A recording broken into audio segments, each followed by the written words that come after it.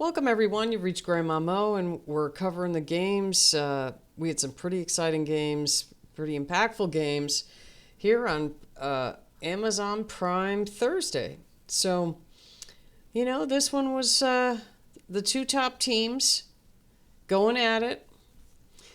We had the Minnesota Lynx against the Las Vegas Aces in Vegas. So, Minnesota in this game Minnesota doesn't have to win another game, and they're still fine. They still have first place. They've clinched it throughout the playoffs. They don't really, it's, they're just, they don't want to get anybody hurt. They want to stay fresh for the playoffs. And, for the Aces, I'm sure both teams definitely wanted to win this game. But, and especially the Aces, because they want to stay in second place. So there's still 3 teams with 14 losses. Phoenix won today. But, whew, boy, the Mystics gave them a battle. They had that down to 1 point with, I think 2 minutes left to go. It was a close game. The Mystics were really pouring it on. And, boy, the Phoenix Mercury pulled it out by the skin of their teeth right at the end of the game there. So I'm going to be reviewing that one next. But, and then the Valkyries, they clinch the playoffs, and they beat Dallas. That was a close game, too. So covering this game, you had, A'ja Wilson doing her thing. 31 points for A'ja. She was just rocking and rolling. She was 12 for 15 from the floor, 6 for 7 from the line, and she hit a 3-point shot. So she had 2 blocks, 1 steal, 1 turnover, 2 assists, and 8 rebounds to go along with her 31 points. And then, if you want to look at the MVP, Collier didn't have as good a game. She didn't shoot. She didn't shoot very well in this game. She was 5 for 13. She was 1 for 3 from 3. She only had 12 points. 6 rebounds. She had 2 turnovers, 3 assists. So, but, like I said, this game doesn't really mean that much to Minnesota. So breaking it down, you had the Aces get the win, 97-87. But it was close throughout the whole game. The first quarter's 26-24, but the Aces just a little bit outscored Minnesota. So you had a 2-point lead at the end of the end of one. Then in the second quarter, it was 21-20. So they built that up to 3-point lead. Then in the third, they built another point on there. So they had a 4-point lead going into the fourth quarter. And then they outscored them by 6, 27-21. But Minnesota started sitting their players with about 3 minutes left to go. They sat most of their starters. So, points in the paint, the Aces 40-38 for Minnesota. Second chance points were even. Fast break points were even.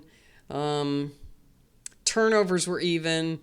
Points off turnovers, the Aces got 3 more points off those turnovers.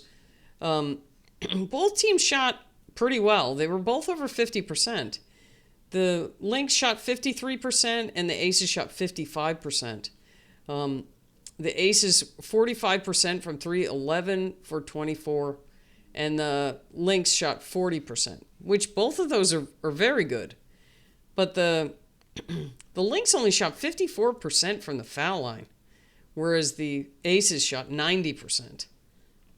So, let's see. Rebounds were even, 28-29. Turnovers, let's see. Steals were pretty even. The Aces had 4 blocks to the Lynx 1. They only had 1 block. So, looking at the scoring, you had Carlton had 9 points. She hit 3 3-point shots, and that was it for her.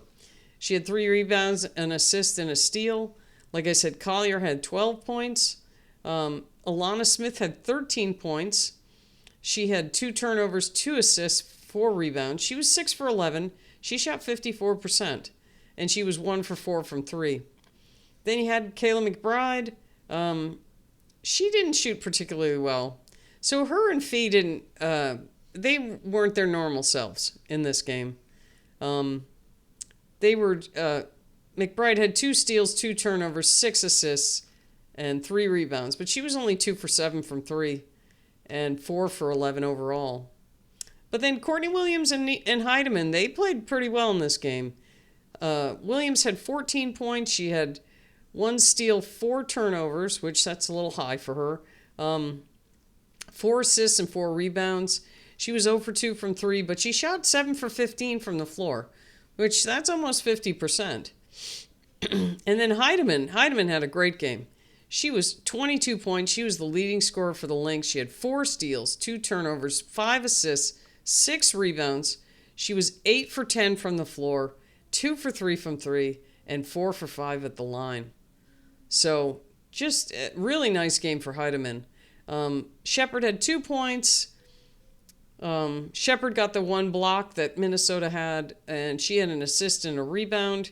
She just hit 1 shot. Kundalikova, same thing. She hit a foul shot. She had 3 points and 3 assists. Jalen Sherrod got in. Yeah, it was they put their players on the bench at about the 4-minute mark. So Minnesota didn't, they didn't push to win this game. Let's put it that way. I mean, they certainly tried up until the 4-minute mark, and then they were like, okay, we don't want to get anybody injured. Let's call this one good. So they put their Sherrod in, Kosu in, and Cameron Taylor. They all got about 4 or 5 minutes of playing time. So going to the Aces had 4 players in double figures. 5 points for Kirsten Bell. She was 1 for 2 from 3, 2 for 5 overall. She had a steal, a turnover, 2 assists, 3 rebounds. And like I said, A'ja Wilson had 31 points, 8 rebounds.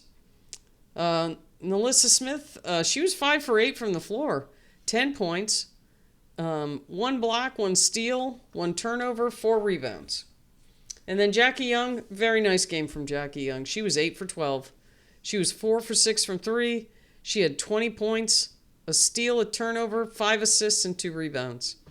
And then Chelsea Gray, she didn't shoot as well. She was 1 for 5 from 3, 5 for 13 overall.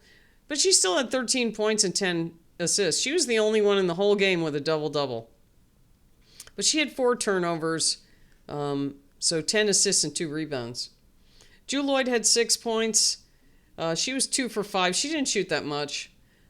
She had a steal, 2 turnovers, 3 assists, and 5 rebounds. Dana Evans had 6 points. She was 2 for 6 and had 2 from the foul line. She had a steal, a turnover, 3 assists, and 2 rebounds. And then Aaliyah Nye hit 2 3-point shots. So she had a block, a steal, 2 rebounds, and she was 2 for 4 from 3. So the Aces are now 27-14. Minnesota is 32-9, and still 5 games ahead in first place. So let's pull up the standings. So yeah, you have Minnesota first. They have a 5-game lead over the Aces, the Dream, and the Mercury. And they all have the exact same record. So I guess the Aces have a tiebreaker. The Aces must have a tiebreaker on the Dream and the Mercury. So anyway, that's how that goes. And there's a nice little X now next to the Valkyrie's name. So the remaining 2 spots are up to, the Storm, the Fever, and the Sparks.